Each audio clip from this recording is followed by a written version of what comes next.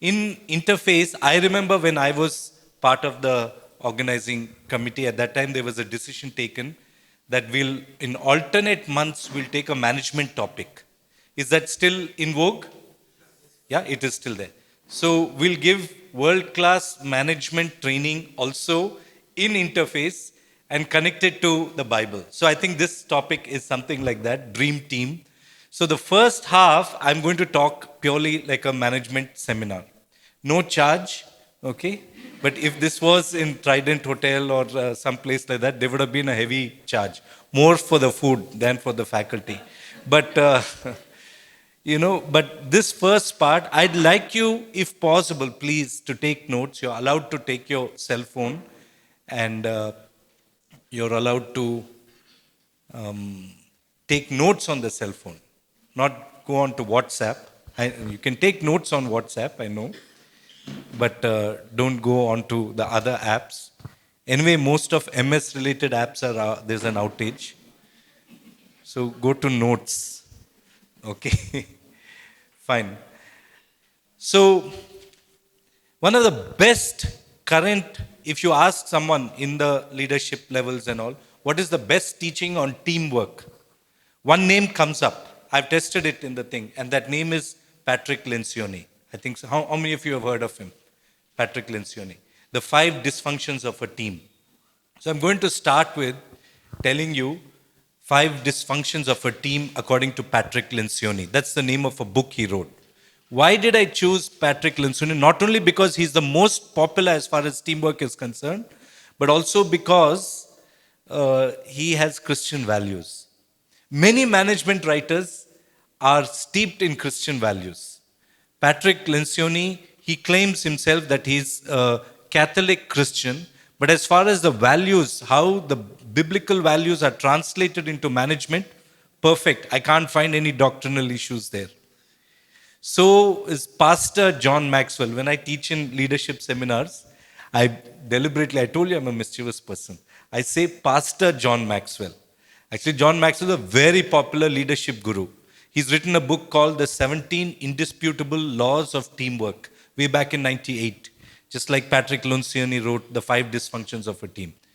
He has sound biblical teaching.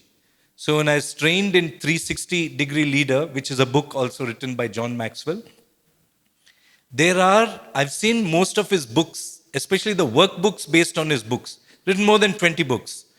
Most of the workbooks, he has a Christian version for the church and a secular version also. In the Christian version, all the examples are from the Bible, which is beautiful. So you know that is where it is. Another leadership guru is well respected, is Ken Blanchard, and he has also written many books. I think there's only one book that he wrote by himself. All the other books he partners with others. And his aged mother shouted him and saying, when will you grow up and write a book on your own? But he's written a lot of books which have become world famous. The 1 Minute Manager and Raving Fans. Many, many books he has written. Another very good Christian writer, I'm just saying it for your knowledge because you can safely read these management books written by these people. Stephen Covey, though he is from the Mormon faith, I came to know that later. He's dead now. But as far as translating the biblical values into management, I have found nothing. I found only sound biblical doctrine. So 7 Habits of Highly Effective People, First Things First. These are books you have to learn to read to get good management habits, Christian management habits into your thing. Or else you learn some other things. Someone said, I learned very good, I've read a modern version of the Arthashastra by Chanakya. Okay, no, it's full of cunningness and deceit. That's not the kind of management philosophy we need. I don't want to name like that, but I want to say you have enough choice in sound Christian management. So please stick to that. Okay? I've given you 4 names. There are many more. Scott M. Peck was a Christian. Many, many management. And what I liked is when I became part of the Global Leadership Summit, many of these people will come and speak in Christian settings. Okay? Including many of the big Colonel Powell and Colin Powell and Condoleezza Rice and many of them. Even some Indians, good management authors from India also have spoken there. But there's a lot of choice. I just want to say, stick to this management literature. Anyway, Patrick Lencioni made a kind of a pyramid, and he said there are 5 things which can make or break a team. Before that, I want to tell you that we came up in a wrong education system. Pravina, I loved your testimony. Really touched my heart. And the way you articulated it was fantastic. I think we have to give her a big hand for that. It was just fantastic. She touched upon that, but our education system is wrong. Not only because they teach us wrong things, it's a lie. Any child will know that all gods are not equal. Because they're telling different things. So the child has to live with that lie. But not only that, another big lie that our educational institutions have taught us. We grew up in that. We continue with that lie even when we are working. We think that lie that has been taught to us is that success is a very individual thing. It has made us kind of selfish. Because throughout our education system, we say rank is important. And our parents, even though you said you got 90%, they'll say, what rank in the class? But that's not how it is when you actually work. Teamwork is important. In any team, whether it's a church or a parachurch organization, whether it's your office, there's no difference in living out your Christian values. Teamwork is important. If you're thinking that success, I have to be selfish, I have to think only about myself, you're biblically wrong. That biblically wrong teaching has come to us throughout our education. Because it's all about teamwork. Now, let me tell you about the 5 dysfunctions of a team. At the bottom of the pyramid, you can draw, the pyramid. I can't draw a straight pyramid unless I have a ruler, but maybe you can. If you don't have just your phones, you can write down. He's talking about the dysfunctions of a team. Why are teams breaking? But we'll also flip it around and say how you can make the team or how you can break the team. If you want to break a team, the first thing that you have to do is, in the bottom part of the pyramid, is absence of trust. Trust is foundational. This teaching is not mine. This is Patrick Lencioni. That book, 5 Dysfunctions of a Team, was New York Times bestseller. Okay, so it's being read all over. I don't know why Christians are not reading it so much, but all over they're reading it. It's on base, sound, biblical. You need trust. That's the foundation of any team. If there's no trust, people are, suspicious of each other. They don't take, it's a lot of tension, when you have to listen to someone say something and then think, did he really mean it? Did he not mean it? What was his motive behind that? Too much tension. But if you have trust in the team, there's so much of openness. How beautifully the team would do. In any committee meetings also, so many games are being played. There's lack of trust.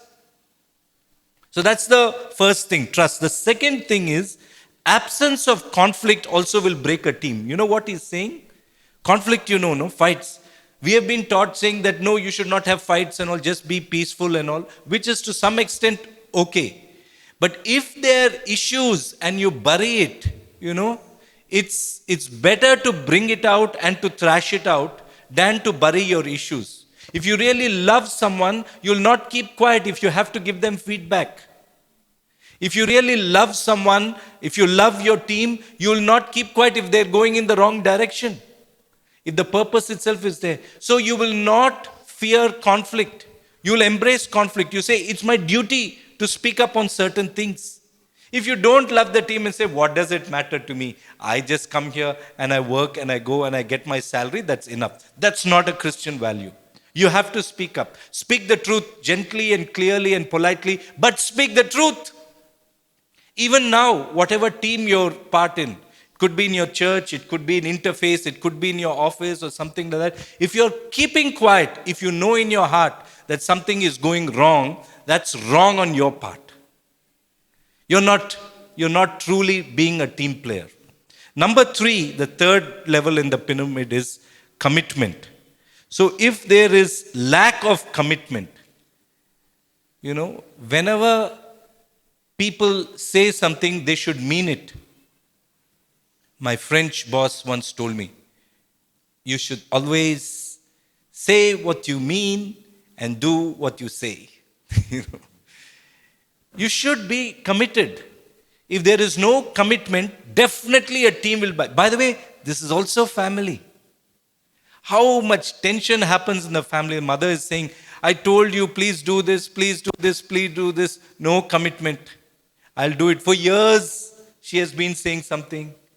Or years, you have promised something and you don't do it. It could happen anywhere. In your team, you're committed. If you commit to something, anything, whether rain or sun or anything like that, commitment is not something that will go with a little rain. Commitment is not something. So in a team, if I've given someone in charge of something, I had made one lady in charge of, we had opened a brand new library, knowledge center. And she committed, actually that word is not correct in this case, that every afternoon I'll take care of that knowledge center, that library. And then she's asking for work from home. So where is the commitment in that? So both of those are clash. So if you've committed to something, be truly committed for that. Number 4 is avoidance of accountability. There's a drawing room game called Passing the Parcel, right? And we become experts in that. The moment something goes wrong, it's his fault, it's her fault. She didn't do that. The person, the leader, is one who will take the responsibility, the accountability. I am accountable for this. I will take that accountability. As a Christian, you have to demonstrate that accountability even in your work. There's no difference. You can't be a different person in church. You can't be a different person at work. You are the same person. You're living for Jesus everywhere. You can't say here the management is like that, they're behaving in this way, so it gives me a right to behave in this way. That's unchristian. You can't say that. They're paying me so less, so why should I do so much? It's not about how much you're getting paid. The truth is, we're getting paid much more than our previous generations. We have enough. It's again the devil who's saying that you can adjust your accountability, your commitment according to the level of your pay. And Peter Drucker, who also has great Christian values. Zig Ziglar, great Christian values. In fact, in Zig Ziglar's organization, Krish Dhanam got converted to a Christian. So they say that the highest form of leadership is volunteerism. You show more accountability, more commitment if you're volunteering for something, if you're not getting paid. This pay has spoilt us. And everything we measure in, we go to an organization which pays 1,000 rupees more. Not because whether it's God's will and all goes away into the air at that time. They're paying me more. Is it all about your pay? Accountability is the 4th thing. 5th thing is results. If there is inattention to results, no one is bothered about the results. Everyone said, I did my work. Everyone seems to say that. But who will take responsibility for the results to come? Yes, that's beautiful. And thank you so much for getting this. So you have it here. You can take a picture also, or you can get it online. So that is inattention to results. Results are important. Even in a church, the kind of measures are very important. You need not measure the number of people. You need not measure a program by how many people come. You can't measure by the offering that is given. Those are not the right measures. But you can measure by how people are growing in the Lord. So there has to be some results. You can't say, I've just done my duty, Lord, I don't know why people are not being blessed. You have to pay attention to results. Even in your team, the output is important. That's why you're there. And you have to get it. Even in a charity organization, results are important. Now I'll come to three important qualities of a team player. This, I'm inspired by Patrick Lencioni, but I didn't use those words. In his thing, he says, I think he says three qualities of a team player: humility, hungry, and one more thing. But I have changed it according to our situation and our culture. If you want to be a good team player, number one, take ownership of whatever you do. You say the buck stops here. I will own it. We want people who will take ownership. You know, CEOs, they say they lose sleep of, no one is taking ownership in the company. Managers lose sleep. No one is taking ownership. Everything is on me. Many people lose sleep because of that. We want people, we want Christians who will take ownership. We're not saying that, you be there 24/7, but do it as though you own it. I've noticed people, I'm talking to them, can you get this done? No, I have no idea how to get this done. But that day, evening, he had to get an emergency ticket and he showed so much of ownership there. He called up so many people and he got a Tatkal ticket and somehow he did some research and he said this is the way and all, and he got a ticket for that evening train. Tremendous. I patted him on the back and said, but I also want you to show ownership in whatever tasks you're doing. We have those leadership capabilities. Somehow, some wrong voice has come into us and said, no, this is not Christian work. So don't give your all to it. No, there's no other way. You either give your all, you don't give your all. There's no middle ground. Number two is excellence. You should be excellent in what you do. For ownership, I have a verse that is Colossians 3:23. Whatsoever you do, do it heartily unto the Lord. It's not your HR that has given your appointment letter. It's not your brilliance, and I'm sure Pravina is brilliance in logic and reasoning. But it's not that has got you the job. It's God who has placed you there. Especially on these decision matters, when you're praying for a new job or you want to leave the job and all, pray only one thing: God, what is your will? Because the way God looks at it is very different. God has placed you there in that place. The appointment letter has actually been dictated by God. The poor HR guy just took that dictation. God has placed you there for a purpose. He didn't place you there to get a high salary, to get a promotion, to get an on-site. He placed you there to be a blessing to the people around you. And John Maxwell said this thing. He said, most Christians want to compete with their people. It's a competition. But actually, you should complete them, not compete with them. You are there. God has placed you there to make their life complete. And someone has told you have to struggle, you have to come up, you have to earn more, you have to get a promotion. Praise God if you don't get one. Praise God if you're the lowest salary there. Because then God can work with you more powerfully. The second was excellence. Proverbs 22:29 says, do you see a man excellent in his work?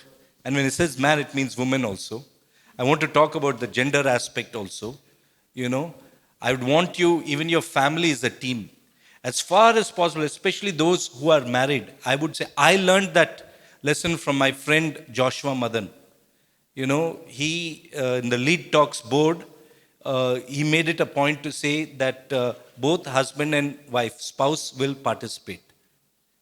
And from then I thought, as far as possible, testimony is my wife is here. Some of you are married, your wife is here. If your wife is not here, I want to ask yourself that question. Do you consider yourself a team?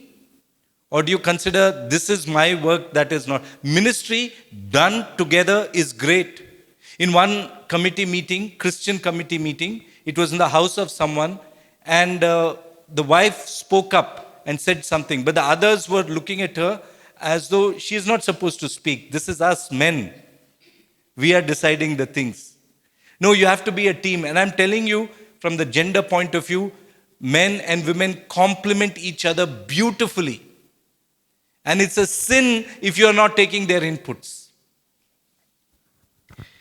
Do you see a man skilled in his work? He shall stand before kings and not before obscure men. That's the kind of excellence you do. Any work which comes out of your hand, what's your name? Annie.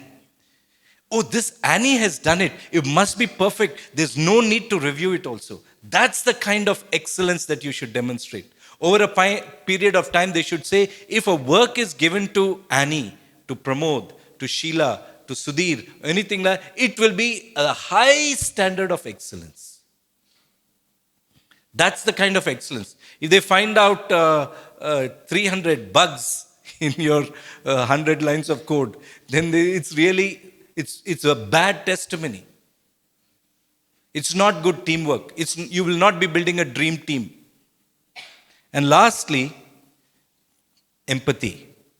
3 important qualities of a team player: ownership, excellence, empathy.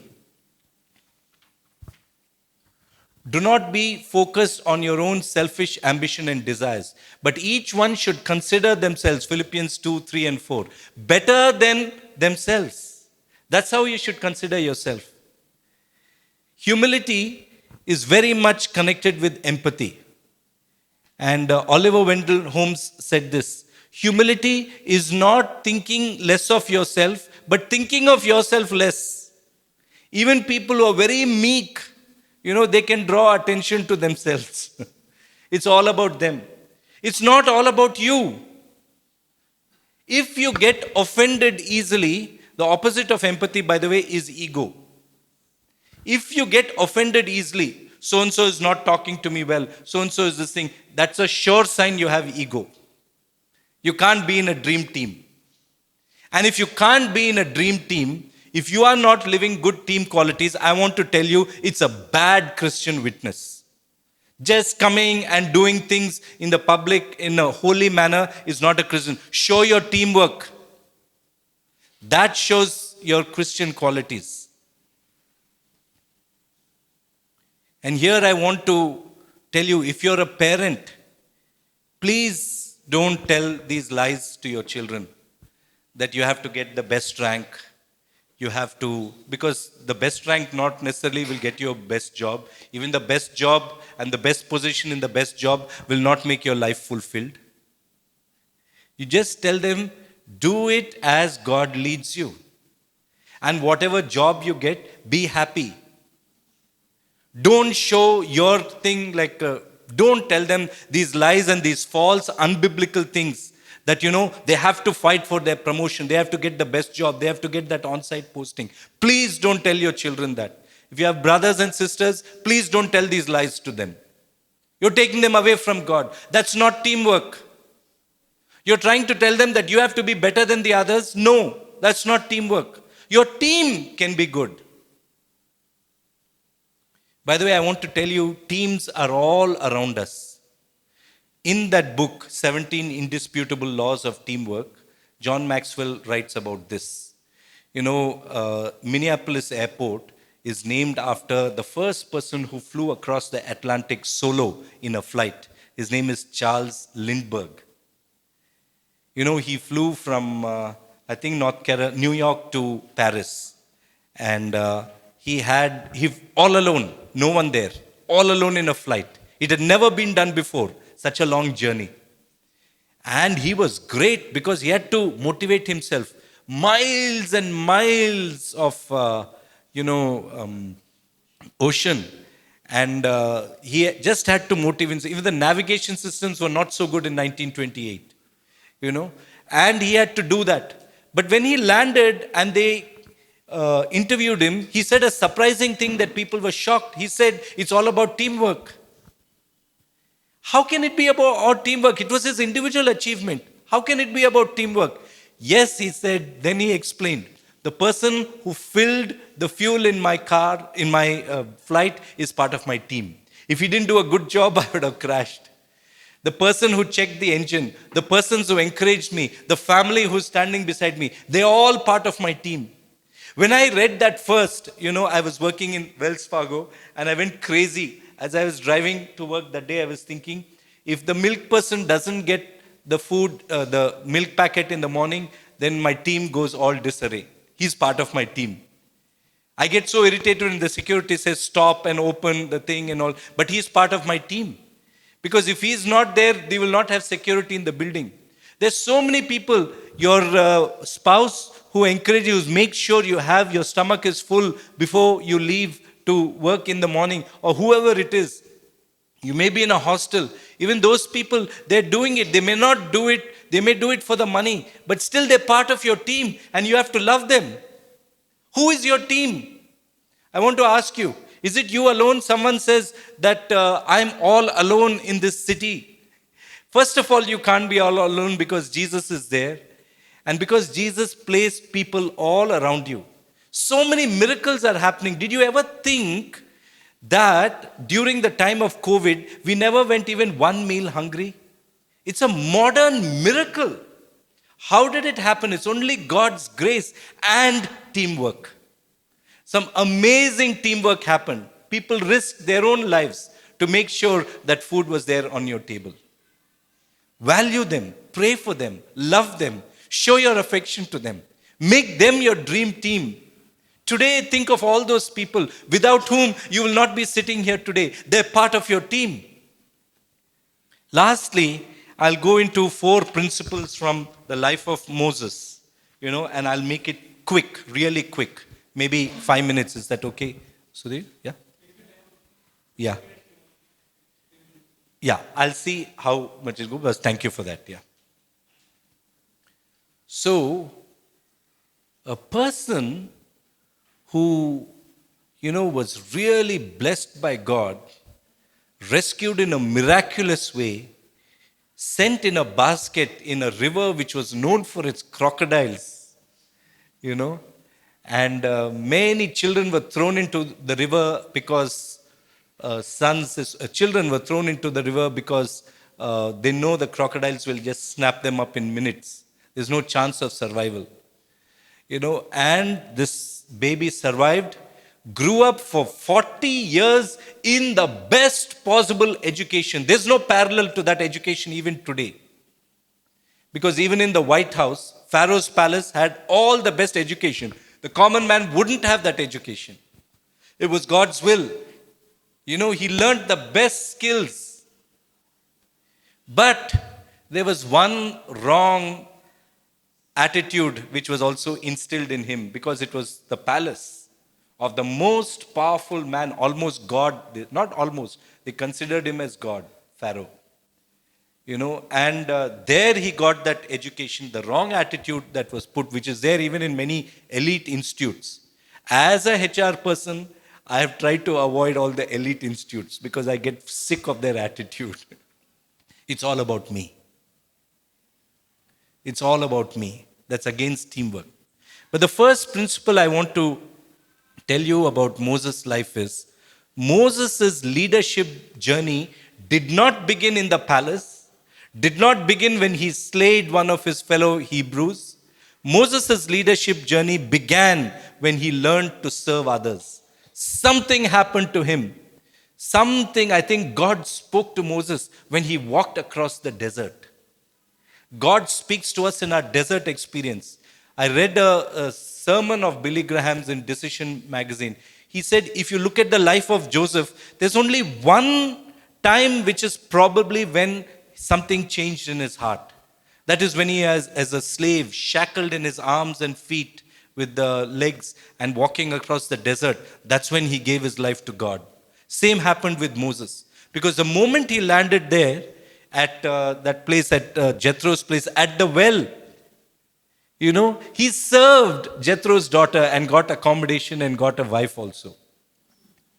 And then he served Jethro. And then he served as a shepherd. From now on, Moses' life was all not about himself, about serving others. That's when his leadership journey began. It's not easy to be as a shepherd. I love that. I feel little unworthy when people call me pastor. But if people call me shepherd, I kind of like that. Because a shepherd is very different. A shepherd will look after his sheep. A shepherd will know the needs of the sheep. A shepherd will love the sheep. Even if the sheep can't speak, the shepherd knows what they need. A shepherd will not consider equal and fight with his sheep. A shepherd will not compete with the sheep. A shepherd will complete the sheep. So Sheila and I are shepherds of a church called Niraya, and I love that designation. So Moses started serving. And 40 years as a shepherd is a great education. It was better than the education of the palace. I want to tell you, wherever you did your ECE or BTech MEC or something like that, here in God's presence, you have better education. God knows. God knows, and your attitude determines your altitude. You should have the right attitude. So Moses began to serve. Number two is, Moses understood the law of teamwork. So that greater person brought up in the palace, when God told him about his plans, he said, I can't, I'm slow of speech, I really can't. And God gave him Aaron, and then Miriam helped, and always he was building teams. You can notice that. He was always building teams. He got a team together to go and spy on the promised land. Of course, 2 people were real good team players out of those 12. But Moses always got teams. He understood the principle of teamwork. So in that book, 17 Undisputed Laws of Teamwork, John Maxwell, the first law of the 17 is this: the law of significance. As an individual, you can never become significant in your life. As a team, you can become significant. No individual is better than the team. If there's anyone sitting here thinking, I am great, I want to humbly tell you, no, it's not true. It is, you have to be part of a team, and team can rise to significance. An individual, somewhere or the other, we are learning it the hard way. If it's all about yourself, somewhere or the other you will fall. There'll be a scam or something like that. It's better to build a team, and it's better to serve God as a team. That's what Sushmita said. Jesus was a team builder. And even though in Matthew chapter 18 and the other gospels also, they were fighting with each other, Jesus always brought them together. It was a bad team if you look at it on the outside, because one betrayed, one denied, all the others ran away. They were not like a team. But then when Jesus died and rose from the dead, they came together. What a beautiful team they were. And then, number 3, Moses worked hard, and this is a principle for all of us, to build God's kingdom, not his kingdom. Many people are busy building their own kingdom. Doesn't work. That's not a dream team. It's about me. I will do this. See how much this organization has grown. That's not about you. Build God's kingdom. The measures will be different. And lastly, Moses equipped and empowered others. A great leader, a great team will always have backup, will always have succession. When Joshua could take over so well, Moses, even though he was not bitter because God denied him the opportunity to go into the promised land, but gladly, he empowered and equipped Joshua. That is a dream team. I want to close here, but I want to impress upon you again that law of significance of John Maxwell. As an individual, it's wrong to struggle and think I'll work harder, I'll do much. Work as a team. I'm foolish if a small thing, if Annie can make better PowerPoint presentations than me, I'm foolish not to take her help. I don't know what ego prevents me from taking her help. If I can give better content for those PowerPoints than Annie, then she'll be foolish if she doesn't take my help. There's no ego here. One person of a so-called high caste in the Hindu, a Brahmin, is a CEO. He said, the time has come for us to touch the feet of these freshers who join the organization. Why? Because they know more than us. They have the right approach to many things. They come into AI with a very natural flair. They're able to understand that. We're still from the age of manual. So, what I want to say is this right now, think of your team, pray for them, love them, show them your love. Be part of a dream team. It's the most exciting thing that can happen to you. Much more exciting than doing things on your own. God bless you and lead you. Thank you very much.